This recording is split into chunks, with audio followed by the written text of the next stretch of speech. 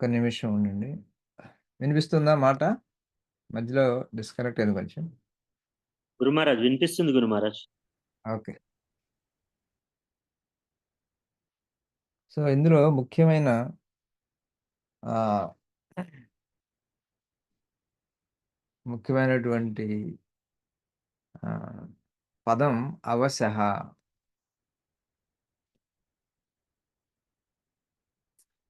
అవశః అంటే ఒక విధంగా మన వశ్యంలో లేకుండా. ఎందుకంటే ఇక్కడున్న జీవులందరూ కూడాను ఆహ్, ఇక్కడే కంటిన్యూ అవ్వాలి. ఇక్కడే కొనసాగాలి. అంతే కదా! ఎప్పుడైనా మృత్యు వచ్చిందనుకోండి, ఏ జీవైనా సరే మృత్యువు నుంచి ఎలాగూ బయటపడాలి అని ఆలోచిస్తుంది. కానీ మృత్యు అనేది ఆహ్, మనల్ని నిస్సహాయులుగా చేసి మనల్ని కబళించి వేస్తుంది.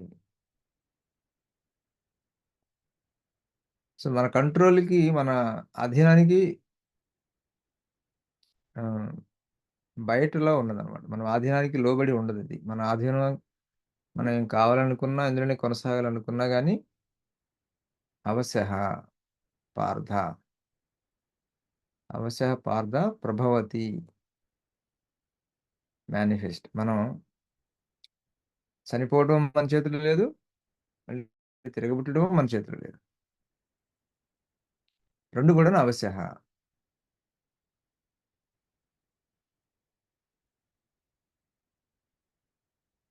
సో, ఆహ్, అసలు ఈ బ్రహ్మగారు ఎందుకు పడుకోవాల్సొస్తుంది రాత్రవంగానే? ఎన్ని సంవత్సరాలకి రాత్రవుతుంది? ప్రభుపాద గారు మనకి ఆహ్, చాలా చోట్ల చెప్తారు. కలియుగం 4,32,000 4 యుగాలు కలిపి 43,00,000.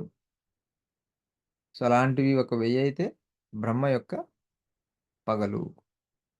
43,00,000 ఇంటూ 100 ఏమవుతుంది? 43,00,00,000 సంవత్సరాలు. 43,00,00,000 సంవత్సరాలైతే బ్రహ్మకి పగలు.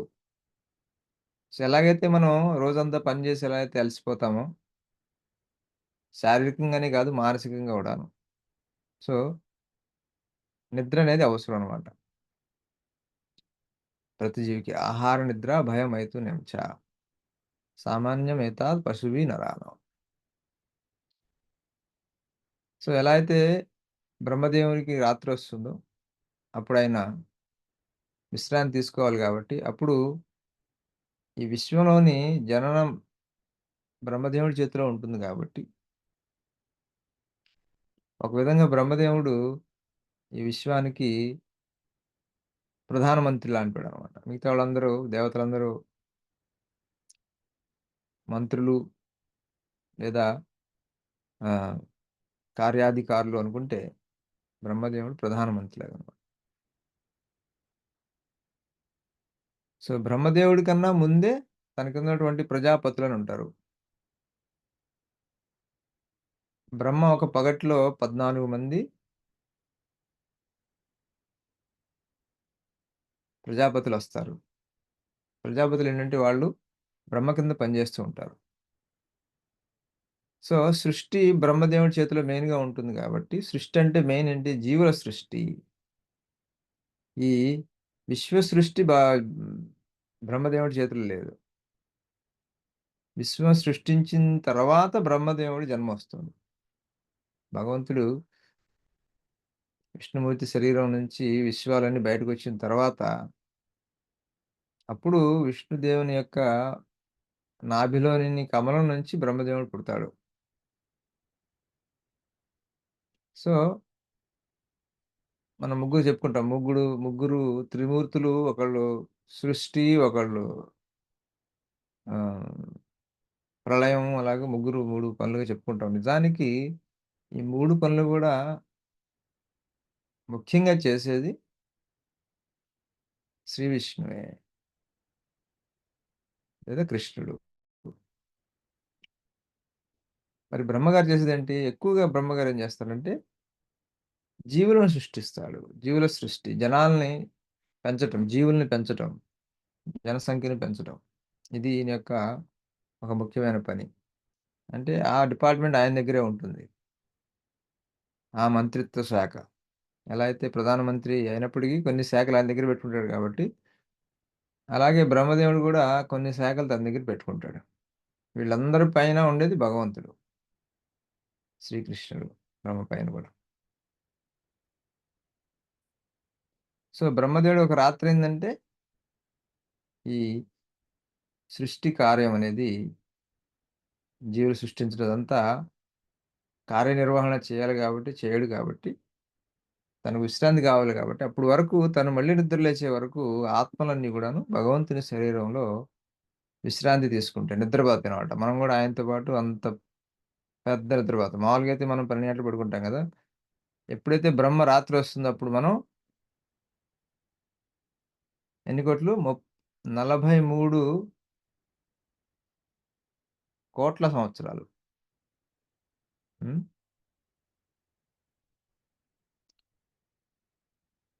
430,00,00,000.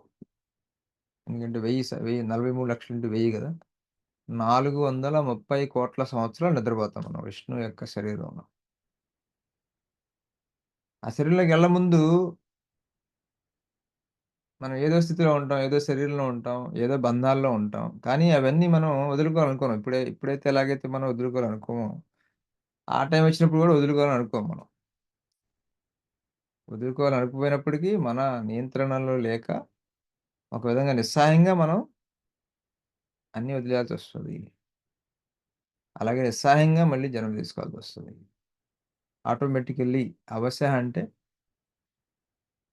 ఆటోమేటిక్‌గా అని ప్రభువు గారు ట్రాన్స్‌లేట్ చేశారని ఇది గూడా ఒకటి. Automatic okay. ఇది గూడా మనం వద్దనుకున్నా ఆటోమేటిక్‌గా చనిపోతాం. వద్దనుకున్నా మళ్ళీ జన్మ తీసుకోవాల్సొస్తున్నప్పుడు. అలాగే ఈ 430,00,00,000 సంవత్సరాల్లో ఒక జీవి నుంచి ఒక జీవిని కూడా మారుతూ ఉంటాం. అది గూడా అవశः. ఆటోమేటిక్‌గా. అంటే మన నియంత్రణ లేదు. పుట్టుక మన నియంత్రణ లేదు. మనకి ఎవరు తల్లిదండ్రులొస్తారో మన చేతుల్లో లేదు. మనకి ఎవరు పిల్లలు పుడతారో మనకి చేతుల్లో లేదు. సో, ప్రతి దాని వెనకాల భగవంతుని యొక్క నియంత్రణ, మేనేజ్‌మెంట్, నిర్వహణ ఉన్నది భగవంతుడిది. సో, ఎవరైతే కృష్ణ చైతన్యంలో ఉంటారో వాళ్ళకి విషయాలు గుర్తుంటాయన్నమాట. నిస్సహాయంగా మన దగ్గర నుంచి అన్నీ తీసుకోబడతాయి అనే విషయాన్ని మనం గుర్తుంచుకోవాలి.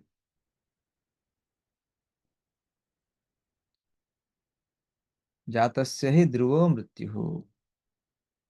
ఏదైనా సరే సృష్టించబడిందంటే నశింపబడుతుంది. ఏదైనా ఉనికిలోకి వచ్చింది అంటే ఉనికి కోల్పోతుంది.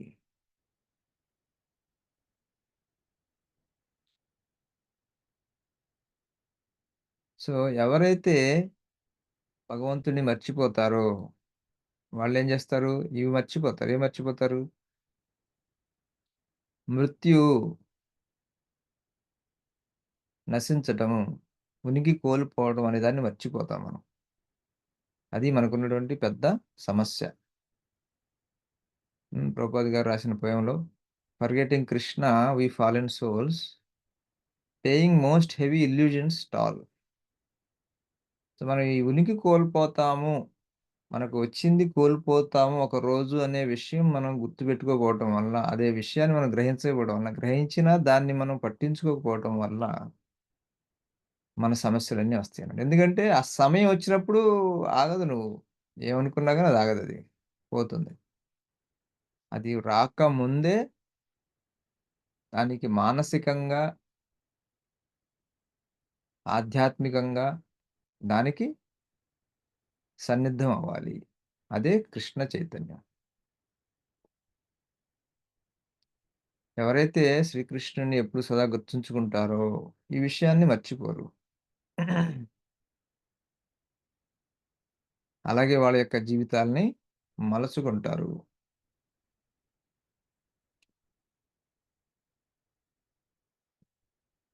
కదా! మనం ఏదైనా రాంగానే ఉద్యోగం రాంగానే చాలా సంబరపడిపోతాం. కానీ ఒకరోజు మనం ఉద్యోగాన్ని వదిలేయాలి. కాబట్టి దాని మీద అంత ఆకర్షణ పెంచుకోకూడదు. మీరు కోల్పోయే దాని మీద దేని మీదైనా సరే ఆకర్షణ పెంచుకున్నారా? ఆసక్తి పెంచుకున్నారా? తప్పక దుఃఖాన్ని పాలవలసిందే మనం.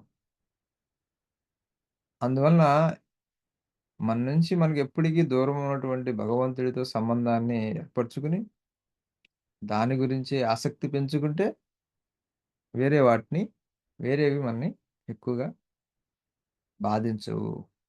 అవన్నీ మనకు ముందే తెలుసు కాబట్టి మనం ప్రిపేర్ అవుతాం. అదే విధంగా పిల్లవాడు పుట్టంగానే అందరూ పుట్టినరోజు పండుగ చేసుకుంటారు. కానీ ఒక రోజొస్తుంది, చనిపోయే రోజొస్తుంది. అది ముందు మనమైనా గావచ్చు, మన పిల్ల గాని గావచ్చు. తెలీదు మనకి. నిస్సహాయం మనకేం తెలీదు. సో, మనకి రాంగానే సంబరపడిపోయి వాటిని మనం మనదిగా చేసేసుకొని, వాటి మీద ఆసక్తి పెంచేసుకొని, వాటిని లోతుగా ముడి వేసుకొని మనం మనసులో శారీరకంగా, మానసికంగా బాగా ముడి వేసుకొని, మనం అందులోనే ఉండిపోనటువంటి ఒక ఆలోచనకొస్తాం. కానీ అది మన నుంచి ఒకరోజు పోతుంది అనే విషయాన్ని మనం గుర్తుపెట్టుకోవాలి. ఇదే విష్ణు మాయ అంటే. విష్ణు మాయ అంటే ఏంటి? ఏదైతే భగవంతుడిని గుర్తు చేసుకోకుండా చేస్తుందో అదే విష్ణు మాయ. ఏది భగవంతుడిని గుర్తు చేసుకోకుండా చేస్తుంది? ఇవన్నీ. మనం దేనికైతే ఆకర్షితులవుతున్నామో, దేని ద్వారా మనం భగవంతుడిని మర్చిపోతున్నామో అవే విష్ణు మాయ. సో, అందువలన ఈ విషయం గనుక మనం అర్థం చేసుకుంటే పదే పదే జన్మించాలి. పదే పదే మళ్ళీ నిస్సహాయులుగా మనం అన్నీ వదిలిపెట్టేయాలి. అందరిని వదిలిపెట్టేసేయాలి. ఇప్పుడు ఇన్ని కూర్చుకుంటున్నాం గదా!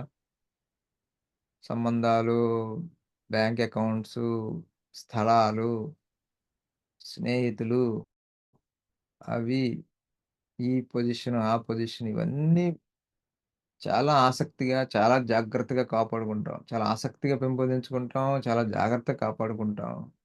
కానీ మనం తెలుసుకోవాల్సిన విషయం ఏంటంటే, మన నుంచి మనకేదొచ్చిందో మన నుంచి పోతుంది. సో, అల్టిమేట్‌గా మనమే ఇక్కడికొచ్చాం గాబట్టి మనం గూడా పోతాం ఇక్కడి నుంచి. ఈ పోయేలోపు మనం చేయాల్సిన ముఖ్యమైన పని కృష్ణ చైతన్యము. ఎందుకంటే అది చేయటం ద్వారా మనం ఈ నిస్సహాయ స్థితిలోకి రావాల్సిన అవసరం ఉండదు మరలా మరలా. సో, అదే మనకి భగవద్గీతలో గూడా ఎలా ఈ జీవులనేవి మరలా మరలా వస్తున్నాయి, ఎలా ఆత్మ అనేది మరలా జన్మ తీసుకుంటుంది, ఎలా ఈశ్వరుడిని పొందవచ్చు అనేటువంటి అంశాల్ని భగవంతుడు మనకిక్కడ చెప్తూ ఉన్నాడు. సో, అందువల్ల మనం ఈ విషయాలు గుర్తుపెట్టుకొని మన నిస్సహాయ స్థితిలో మనం కోల్పోయే కంటే భగవంతుని చైతన్యంతోటి, కృష్ణ చైతన్యంతోటి కృష్ణని మీద ఆసక్తితో ఆటోమేటిక్‌గా మనం నొప్పి లేకుండా వదిలేయడం మంచిది. అంతే గదా! మన నుంచి లాక్కోక ముందే మనమే దాన్ని వదిలేయటం అది తెలివైనతనం. అదే మన ఆనందానికి కారకం కాగలదు.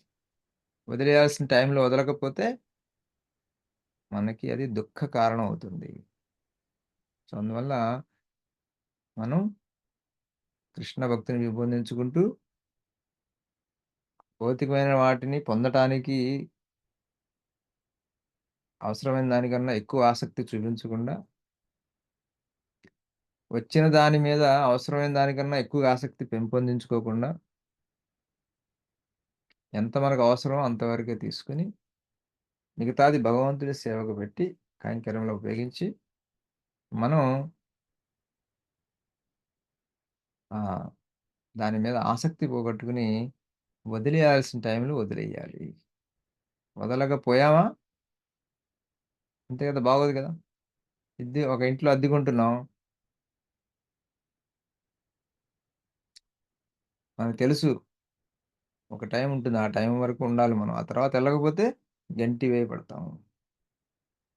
సో, అదేవిధంగా అన్ని భౌతికమైనవి అలాంటివే. అలాగే మన ఈ శరీరం కూడా. సో, అటువంటి నిస్సహాయ స్థితికి రాకుండా ఉండాలంటే ఎవరైతే భగవంతుడి మీద భక్తి శ్రద్ధలు పెంపొందించుకుంటారో వాళ్ళు భగవంతుడితో నివసిస్తుంటారు. భగవంతుడి దగ్గరికి వెళ్తారు వాళ్ళు. భగవంతుడి శరీరంలోకి వెళ్ళినవాళ్ళు మళ్ళీ తిరిగొస్తారు. కానీ భగవంతుడి దగ్గరికి వెళ్ళిన వాళ్ళు మళ్ళీ తిరిగి రారు. సో, ఆ! మాముపేత్య కౌంతేయ పునర్జన్మ న విద్యతి. ఎక్కడి దగ్గరికెళ్తే మళ్ళీ తిరిగి రారో అదే నా ధామము. ఎవరి దగ్గరికెళ్తే మళ్ళీ తిరిగి రారో ఆయనే భగవంతుడు. ఆయన పేరే శ్రీకృష్ణుడు. ఆయన ధామమే బృందావనం, వైకుంఠము. హరే కృష్ణ, హరే కృష్ణ, కృష్ణ కృష్ణ హరే హరే, హరే రామ్, రామ రామ హరే హరే. సో, ఏమైనా ప్రశ్నలుంటే దయచేసి అడగండి. हरे कृष्ण महाराज दंडवत प्रणाम। ధన్యవాద్ ప్రణామ్ ప్రభుజీ. महाराज ఈ తిరుపతి లడ్డు ఇష్యూ గురించి అన్నా తిరుపతి లడ్డూనా? ఏమన్నా ఉంటే పంపించండి ప్రభుజీ. కాదు దాన్ని అంటే ఇప్పుడు న్యూస్ లో రకరకాలుగా అది లడ్డూని నెయ్యి సరైన నెయ్యి వాడతలేదు, ప్యూర్ గీ వాడతలేదు అని చెప్పి చెప్తున్నారు. చేశారు. ఆ! ఆ, చెప్పండి ప్రభుజీ. దేవాలయాల్లో ఇలాగా మీలాంటి స్వామీజీల నియంత్రణలో ఉండాలి కానీ గవర్నమెంట్ మరి అధికారులు ఇప్పుడు వాళ్ళకి ఏం తెలియదు కదా. మరి ఇది ఏంటిది ఇలాగా చాలా మంది భక్తులు ఫీల్ అవుతున్నారు. మనం జేయాల్సిన పని మనం కరెక్ట్‌గా చేస్తే, మన పరిధిలో ఉన్నది ఎవరి పరిధిలో ఉన్నది వాళ్ళు చేస్తే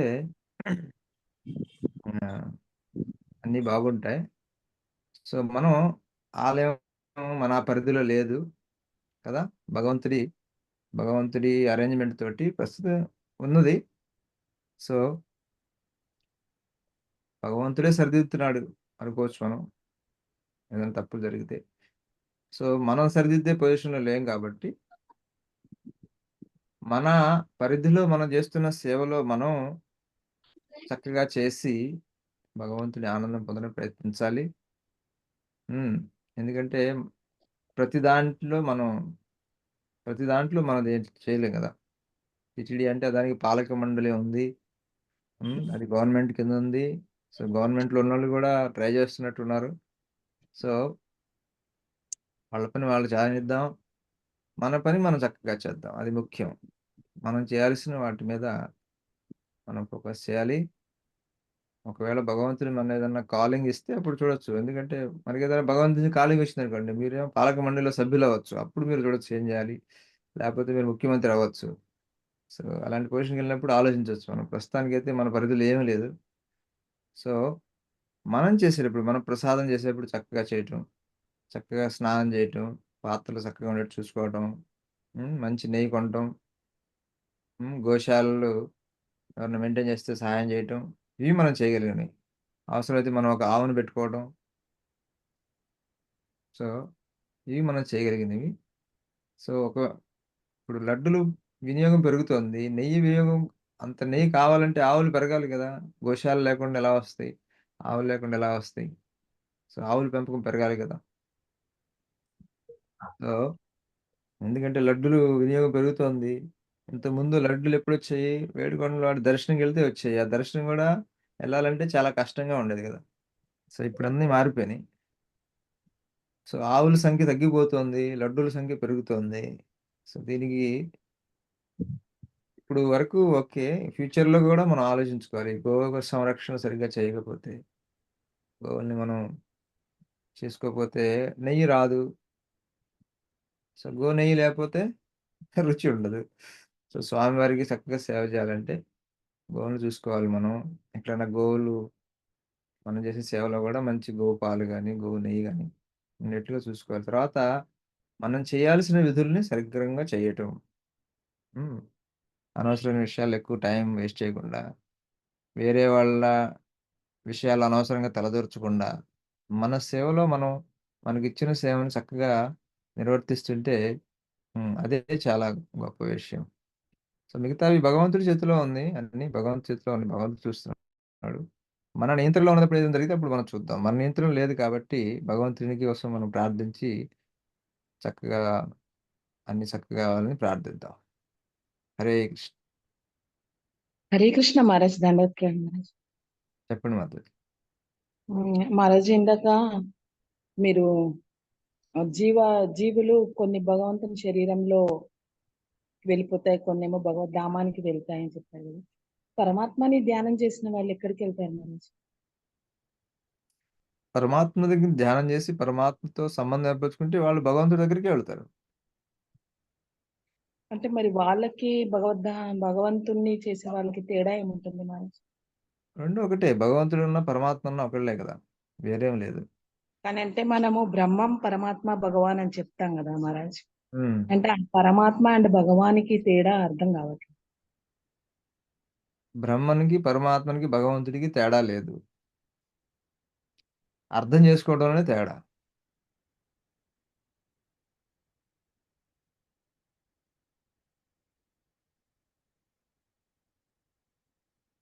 అర్థం చేసుకోవడం తేడా. ప్రభుపాద గారు ఎలా చెప్తారంటే దీనికి, మీరు ఏదన్నా దూరం నుంచి చూస్తున్నారు అనుకోండి, పర్వతం ఎలా కనబడుతుంది? ఒక క్లౌడ్ లాగా కనిపిస్తుంది, ఒక మేఘం లాగా, బోదరగా, అవునా? అవును. దగ్గరికి వెళ్తే ఏదో కొండలాగా ఉందంట. ఇంకా దాని దగ్గరికి వెళ్తే అందులో ఉన్న చెట్లు, జంతువులు ఇవన్నీ కనిపిస్తాయి. సో ఇదే ఇదే విధంగా భగవంతుడిని కొంచెం దూరంగా చూసే వాళ్ళకి సర్వవ్యాప్త బ్రహ్మన్ గాను, హృదయంలో ఉన్న పరమాత్మ ధ్యానం చేసే వాళ్ళకి పరమాత్మ గాను,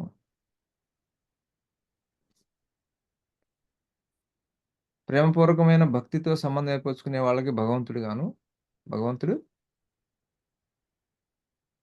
అగుపిస్తాడు లేదా కనిపిస్తాడు. కానీ ఈ పర్వతం విషయంలో ఏంటి? 3 విషయాల్లోనూ విషయం ఒకటే, కానీ చూసేవాళ్ళు వేరుగా చూస్తున్నారు, వాళ్ళ యొక్క దూరం బట్టి. సో ఈ బ్రహ్మన్, పరమాత్మ, భగవాన్ అనేది కూడాను చూసేవాళ్ళ సాధకుల యొక్క భగవంతుడి నుంచి దూరం బట్టి, దూరం అంటే మనసులో భావన బట్టి భగవంతుడు ఆ విధంగా కనిపిస్తాడు. బ్రహ్మన్, పరమాత్మ, భగవాన్ అని. కానీ 3 ఒకటే, ఒకే వ్యక్తి, ఒకటే విషయం. 3 వేరు లేవు, 3 ఒకటే. కానీ మనం బ్రహ్మాన్ని ధ్యానం చేస్తే భగవంతునిలో ఐక్యం అవుతాము, భగవంతుని ధ్యానం చేస్తే గోలోకానికి వెళ్తాము అంటే పరమాత్మని ధ్యానం చేసి ఎక్కడికి వెళ్దాము అని. పరమాత్మ ధ్యానం చేసినా will go to the lord, భగవంతు దగ్గరికి వెళ్తాం. బ్రహ్మన్ మీద ధ్యానం చేసి మన భావాలను బట్టి పరమాత్మ, భగవాన్ భావాలు ఒక ఒక వ్యక్తిగా చూస్తున్నాం కాబట్టి భగవంతుడి దగ్గరికి వెళ్తారు. పరమాత్మ మీద, బ్రహ్మన్ మీద ధ్యానం చేసేవాళ్ళు వాళ్ళు ఎక్కడికి వెళ్తారు అనేది ప్రశ్న. సో భగవంతుడు ఐక్యం అవ్వరు, బ్రహ్మజ్యోతిలో కలుస్తారంటారు, భగవంతుడి శరీరం నుంచి వచ్చేటువంటి కాంతిలో. యా. సో ఈ భగవంతుని శరీరంలో విషయంలోకి వస్తే అది ఆ భగవంతుని యొక్క, విష్ణు యొక్క ఆ యొక్క లీల ఈ విశ్వంలో ఉన్నదే, అది వైకుంఠంలోది కాదు. అది భగవంతుడు ఎక్కడే ఉంటాడు. ఎందుకంటే బ్రహ్మదేవుడు క్షీరదశ విష్ణు, గర్భదశ విష్ణు ఉన్నారు కదా, వీళ్ళు ఇక్కడే ఉన్నారు, ఈ విశ్వంలోనే ఉన్నారు. బ్రహ్మదేవుడు రెస్ట్ తీసుకోవాలి కాబట్టి అప్పటి వరకు భగవంతుడు వాళ్ళకి భౌతిక విషయం అని కాదు, ఈ భౌతికమైనటువంటి రెలం, భౌతిక ప్రదేశం ఇంకేమైనా చేయొచ్చు, భౌతిక స్థితిలో, భౌతిక ఏమంటారు స్పేస్ వాళ్ళు ఉంటారు కాబట్టి ఇక్కడే ఉంటారు మనం. సో దాన్ని మనం పరంధామం అనం అనమాట. భగవంతుడి శరీరంలోకి వెళ్తే మళ్ళీ తిరిగి వస్తాం. అదేంటంటే టెంపరీ షెల్టర్ అనమాట. సో భగవంతుని శరీరంలోకి వెళ్ళిన వాళ్ళు మళ్ళీ తిరిగి వస్తారు, అది విషయం. భగవంతుని దగ్గరికి వెళ్ళిన వాళ్ళు తద్ధామ యద్గత్వ నాను వర్తంతే తద్ధామ పరమ మమ అంటే భగవంతుని యొక్క ఈ లీల అనేది భగవంతుని ధామంలో కాదు, ఇక్కడే జరిగేది, భౌతిక వాతావరణం కాలంలో జరిగే విషయం. హరే కృష్ణ.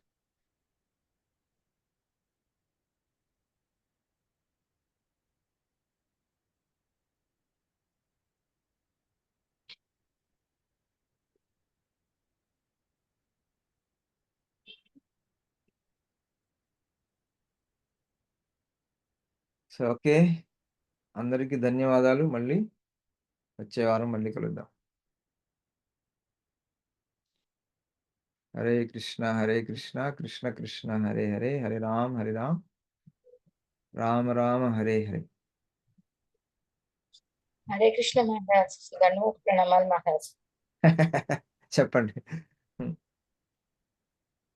లేదు మహారాజ్, ధన్యవాద ప్రణామాలు చేస్తానికి అన్లిమిటెడ్ చేశాను. ఆ? ప్రణామాలు చెప్తానికి అన్లిమిటెడ్ చేశాను మహారాజ్. ఓకే, హరే కృష్ణ. హరే కృష్ణ.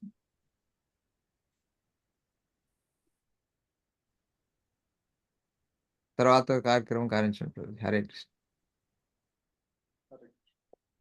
హరే కృష్ణ. దండోత్ ప్రణామం మహారాజ్.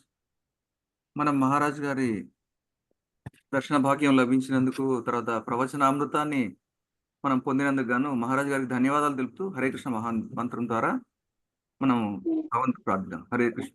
హరే కృష్ణ హరే కృష్ణ హరే కృష్ణ హరే కృష్ణ హరే హరే హరే రామ హరే హరే రామ హరే హరే. ధన్యవాదాలు మహారాజ్. హరే కృష్ణ. ప్రభుజీ మాతాజీ అందరికి దండోత్ ప్రణామం. ఈరోజు రీడింగ్ సేవ హరే కృష్ణ. హర్గ్రేస్ ప్రియసఖి దేవి మాతాజీ రెడీగా ఉన్నారా మాతాజీ?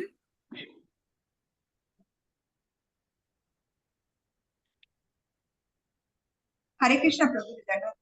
దండోత్ ప్రణామం మాతాజీ. స్టార్ట్ చేస్తున్నాం.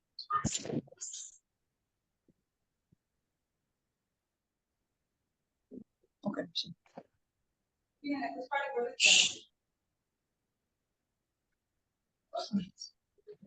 ఒక నిమిషం. స్టార్ట్.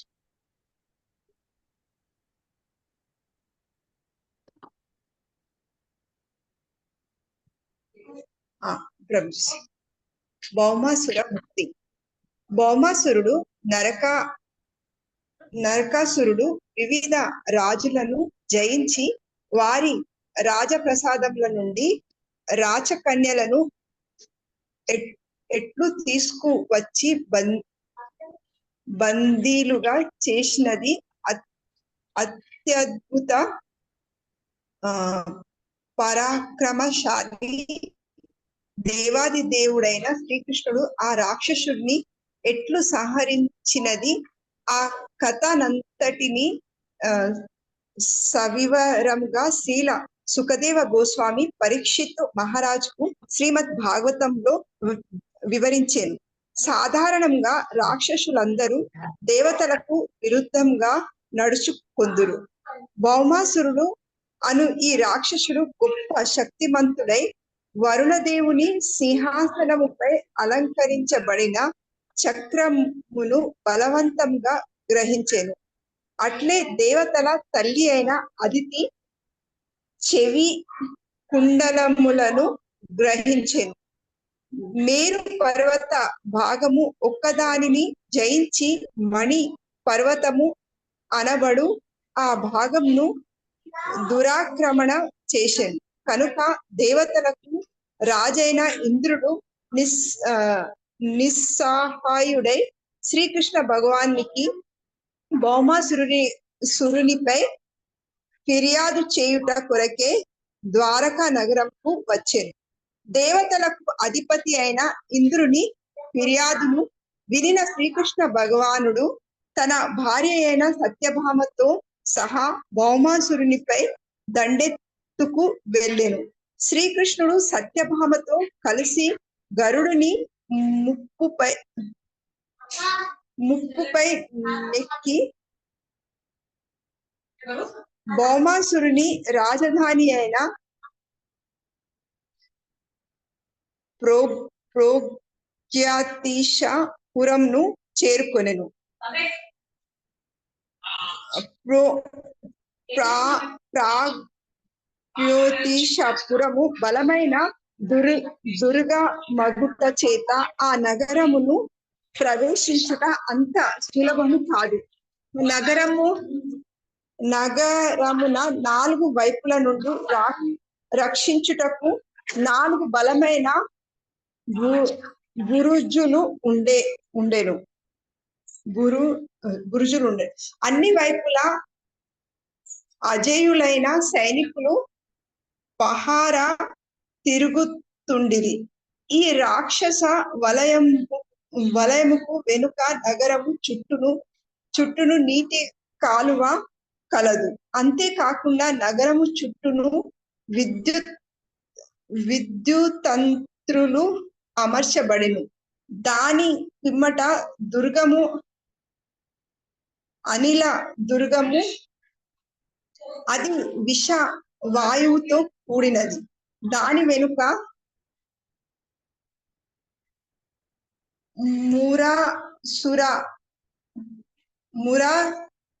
మురాసుర కల్పితమైన కంచె కలదు. ఇప్పటి ఆధునిక విజ్ఞాన పురోగతికి మించి ఆ నగరము గొప్పగా రక్షించబడుతున్నట్లు తెలుస్తుండెను. శ్రీకృష్ణుడు వెంటనే తన గదా ఘాతములతో ఆ దుర్గములనన్నిటినీ నాశనము చేసెను. బాణ వర్షంతో పహార సైన్యములను చెల్లచెదురు చేసెను. ప్రసిద్ధమైన తన సుదర్శనముతో విద్యుత్ దుర్గమును ఛేదించెను. నీటి కాలువను విషవాయువు దుర్గమును నశింపజేసెను. మురాసురుని చేత ఏర్పరచబడిన కంచె కూడా ముక్కలు చేయబడెను.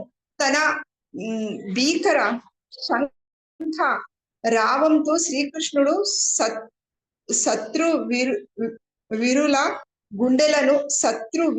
గుండెలను కాకుండా వారి యుద్ధ యంత్రాంగమును కూడా భంగం చేసెను. అజేయమైన తన గదతో నగరము చుట్టూ గల ప్రకారములను కూల్చి వేసెను. శ్రీకృష్ణ భగవానుని శంఖ రావము ప్రళయకాల సమయంలోని మేఘ గర్జన వలె వినిపించెను. ఆ శంఖారావంను వినిన మరాసురుడు నిద్రలేచి ఏమి జరుగుతున్నదో చూచుటకు బయటకు వచ్చెను. అతడు పంచ శిరస్కుడు, అనగా 5 తలలను కలిగిన వాడు. ఎంతో కాలంగా అతడు నీటి కాలువలోని నీటిలో వసిస్తుండెను. మురాసురుడు ప్రళయ కాల సూర్యునికి వల్లే ప్రకాశిస్తుండెను. అతని స్వభావము కణకణలాడు నిప్పు లాంటిది. అతని శరీర కాంతి కన్నులకు మిట్లు గొల్పుతూ కన్నులతో చూడలేకపోతున్నట్లుగా ఉండెను. బయటకు రాగానే అతడు తన త్రిశూలమును చేత బుని దేవాది దేవుని పైకి లగించెను. మురాసురునికి ఆ దాడి ఒక పెద్ద సర్పము గరుడుని ఎదుర్కొంటున్నట్టుగా కనిపించెను.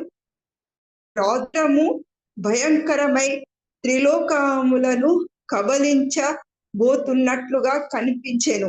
ముందుగా అతడు శ్రీకృష్ణుని వాహనమైన గరుడుని పైకి తన త్రిశూలమును వేసెను. తన 5 తోనూ